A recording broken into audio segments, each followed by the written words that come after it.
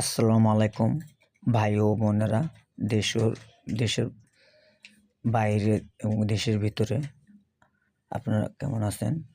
আলহামদুলিল্লাহ, আপনাদের দোয়ায় আমি ভালো আছি। প্রায় ৩১ ঘন্টা পর শিশু সাজ্জাদকে উদ্ধার করেছে ফায়ার সার্ভিসের টিম। তারা অনেক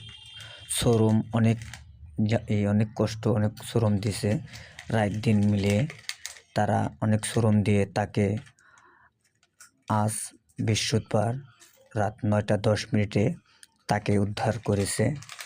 আল্লাহ পাক তাকে ভেস্তে করুক। আপনারা দোয়া করেন, আমিও দোয়া করি। কিন্তু উদ্ধার করেছে তারা জীবিত, কিন্তু হাসপাতালে নেওয়ার পরে তাকে মৃত ঘোষণা করছে ডাক্তাররা। ইন্না লিল্লাহি ওয়া ইন্না ইলাইহি রাজিউন। আপনারা দেশে এবং দেশের বাইরে যারা আছেন সবাই তার জন্য, শিশু বাচ্চাটার জন্য সবাই আপনারা দোয়া করবেন, দোয়া কামনা করবেন। আল্লাহ পাক বুঝতে নসিব করুক, এটাই। এবং ফায়ার সার্ভিসরা তারা অনেক চেষ্টা, তাদের চেষ্টা ত্রুটি কোনো ছিল না, এবং পাইপের মুখটা ছিল ছোট। এখন কিভাবে তারা বুঝবে যে বাচ্চাটা এখানে আছে? তারা ক্যামেরা অনেক কিছু দিয়ে দেখছে, শুধু দেখা গেছে মাটি এবং বিভিন্ন কিছু, এবং সারা বাংলাদেশ পৃথিবীতে সবাই দেখেছে এবং তারাও লাইভে দেখাইছে, কিন্তু দেখা যায় না, কুটা এবং মাটি দেখা গেছে।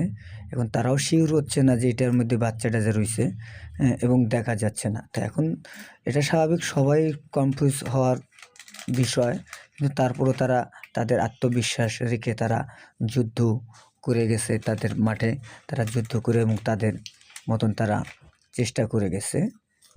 তাদের চেষ্টায় তারা কখন ভুল হয় নাই, সফলতা হয়েছে, কিন্তু আল্লাহ পাক